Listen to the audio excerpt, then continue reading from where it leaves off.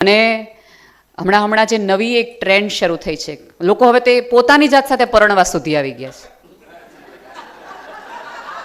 છે. સાહેબ 7 અબજની વસ્તીમાંથી એક માણા ન મળે પ્રેમ કરવા વાળો તમને? હે?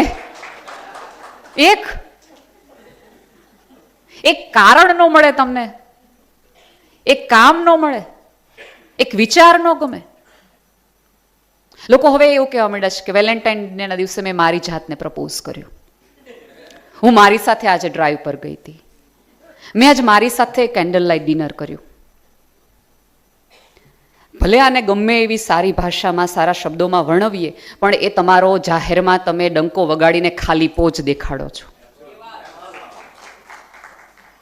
સાહેબ હળાહળ પીળા છે, ગમે એવા લાલ નાખો, તમને તમારો 200 સ્ક્વેર ફૂટનો ઓરડો તમને 2000 સ્ક્વેર ફૂટનો લાગે છે એકલા હોઈએ ત્યારે. જે લોકો પોતાના ઘરનો દરવાજો ખોલતા હોય ને જાતે, એને પૂછજો કે મજા આવે છે એકલા કેન્ડલ લાઇટ ડિનરમાં? 70 કેન્ડલ આજુબાજુ હોય ને તોય એક અંજવાળું અંદર ન હોય. એક માણસ જોઈએ. તમે વિચાર તો કરો કે આ પૃથ્વીમાં કોઈ એક આંખ, 2 આંખ તમને એવી ન મળે કે જેમાં તમે તમારો ચહેરો જોઈ શકો.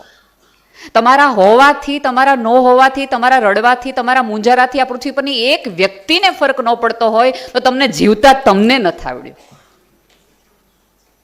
નહીં, તમને આપણને ઉપરવાળાએ 2 હાથ એટલા માટે આપે છે કે 2 હાથમાં કોકના હાથ લઈ શકો, એને સ્પર્શ કરી શકો. અને સાહેબ 2 હાથ અને સ્મિતમાં એટલી તાકાત અને એટલી ક્ષમતા છે કે એમાં માણસાઈ રોકી શકાય. એની માટે કોઈ મસીહા ઉતરેની રાહ ન જોવાય. આખી સભ્યતાને એક મસીહાની રાહ છે.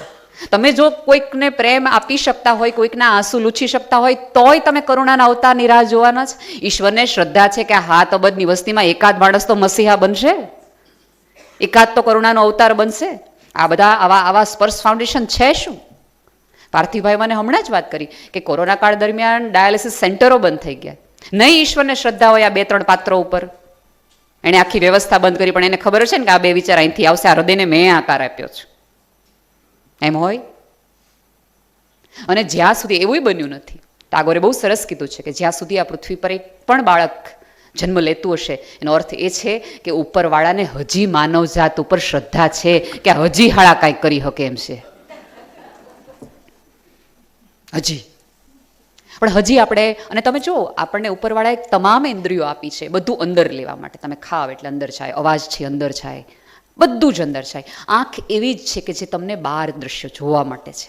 આમ છે, આંખ તમને જોવા માટે નથી, જગતને જોવા માટે આપી છે. એટલે તમારે આજુબાજુના લોકોને જોવાના છે. હું અનેકો વાર સ્ટેજ ઉપરથી આ વાત કહી શકું અને હંમેશા કહેતી આવી છું કે જે લોકોને આજુબાજુવાળાની તકલીફ, પીડા, મૂંઝારો, દુઃખ સ્પર્શતા નથી, તો એ લોકોએ હજારો કિલોમીટર પ્રકાશ વર્ષ બેઠેલા દૂરના ગ્રહો તમને સ્પર્શે ને શનિ તમારું બગાડી શકશે જરાય નહીં. આજુબાજુનું ન સ્પર્શે તો એટલા બિચારા શનિદેવ આપણને હું બગાડી જાય તમારું આવીને. એને શ્રદ્ધા છે કે આ બાજુવાળાની ભૂખથી આને કંઈ સ્પર્શ નથી થતો, આને કંઈ તકલીફ નથી થતી. માણસ હવે પ્રાણીના સ્તરે આવતી એટલે સામાજિક પ્રાણી આપણે અંતે સાબિત કરી દીધું કે હા અમે પ્રાણી. સાહેબ પ્રાણી અને માણસમાં ફરક જ ઉપરવાળાએ એ રાખ્યો છે કે માણસ એક શેરિંગ કરી શકે છે.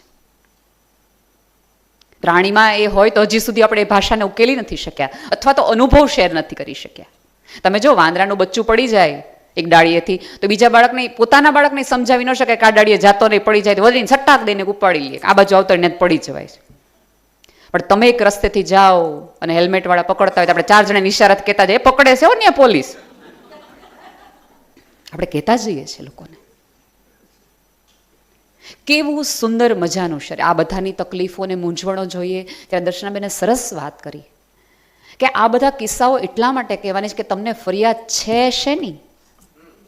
તમે જો ડૉક્ટરો અહીંયા પહેલી લાઈનમાં છે, બધાને જઈને કોઈ દર્દી એમની પાસે આવે અને ડૉક્ટર કાંઈ કહે ને એમ કહે ને કે તમને કાંઈ નથી, તો ઘરે આવીને એમ થાય કે હવે કેવું હું.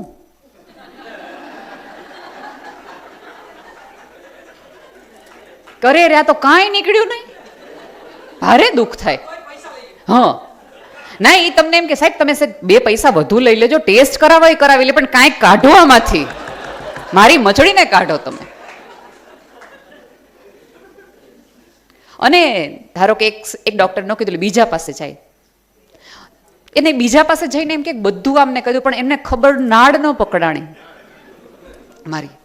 ત્યારે આપણે એમ થાય 30 વર્ષથી જે પત્ની આરે રહી ને એને તારી નાડ નથી પકડાણી, તો અને 30 મિનિટમાં આ ડોક્ટરને હે નહીં પકડાશે. ત્યારે મારે એવું કેવું છે કે વૈદ બદલાવાથી ઉપચાર કે રોગ નહીં બદલાય. અને હવે તો 90% ગૂગલ દર્દીઓ આવે છે. અમે તમને જઈને કહીએ છીએ કે અમને આટલું છે, આમાં તમે કંઈ કરી શકો એમ છો? હા. અને હું મારે મોડું આવવાનું કારણ એ મને ગૂગલે ગોથા ખવડાવ્યા છે એનું છે, બાકી હું ટાઈમે જ હતી દર્શનાબેન. 1000 વાર હેરાન થાય, 1000 વાર તકલીફમાંથી આવીએ. સાહેબ, રસ્તો પૂછવાનો આનંદ આ બેબીએ લઈ લીધો.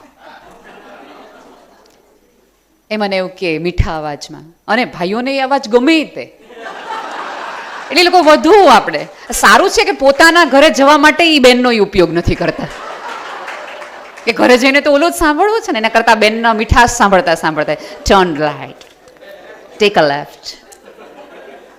આપણે બધા તો એ જનરેશનમાંથી જ મોટા થયા છીએ કે તમે જાઓ કોઈક અજાણ્યા ગામમાં, તમે એમ કહો કે ડૉક્ટર પાર્થિવનું દવાખાનું કઈ બાજુ આવ્યું, તો દવાખાનું પૂછો ને તો તમને ઘર ત્યાં સુધી મૂકવા આવે કે દર્દી એમની હારે છે ને અજાણ્યા ગામમાં છે, જવું જોઈએ. અને તમે કોઈક નવા ગામમાં જૂના ગામમાં આવ્યા હોય તો તમને એમ કે જો અહીંયા ઉભા રહે, સહેજ જમણે લેશો ને ડાબે લેશો ને એક ભાઈ ઉભા છે એને પૂછ લેજો. અને પાછું ત્યાં સુધી ભેગા હાલ મારી પાસે હાલાવો ને. એક સ્મિત હતું, કાંઈ જ કારણ વગરની એક ઓળખ હતી, અને તમને આજીવન યાદ રહેતો હતો એ રસ્તો. કારણ કે એ ઓલા સાયકલવાળા દાદા, એ ઓલા માસી જેણે તમને એમ કીધું હતું. અને અજાણ્યા ગામડાઓમાં તમે જાઓ ને રસ્તો પૂછો ને બપોરનું ટાણું હોય તો તમને છાશે પાય. હમણાં હું એક દવાખાનામાં મારે લેક્ચર તો બધાને એમ હોય કે આપણે ડૉક્ટરને હોય કે આપણે દવાખાનું બેનને બતાવીએ, એટલે ડૉક્ટરને કોઈક બીજા પેશન્ટ સાથે વાત કરતા હતા ને તો એક માજી, આમ અમે તો હમણાં જશે એવી સ્થિતિમાં હતા, એટલે એક ભાઈ થોડા ડોન જેવા આવીને ઓળખોસ, એ ઓલા માજીને પૂછ્યું. અને એની માજીના આંખો ઉપરથી ખબર જ પડતી, કરેલા તને અમે ન ઓળખી, અમારા ઘર તે ભંગાવ્યા હોય, અમારી જમીન તે વેચાવી હોય, તને અમે ન ઓળખીએ. હે, એ માજીની આંખમાંથી આમ દેખાય આવતું હતું. પણ આપણે જગત આખાને ઓળખી જઈએ છીએ. સાહેબે કીધું એમ આપણે આપણને ઓળખવામાં ક્યાંક નિષ્ફળ છે, અને આપણને ઓળખવાનો સાદામાં રસ્તો એ છે કે જગતની તમામ ગલીઓમાંથી ઓળખતા તમે તમને ઓળખતા જાઓ. ક્યાંય એવું નથી કે તમે સ્વાર્થી થઈને ધ્યાન કરીને હિમાલય ઉપર જઈને તમને ઓળખી શકો. સાહેબ, તમારું બિહેવિયર નક્કી કરે કે તમે કેવો માણસ છો.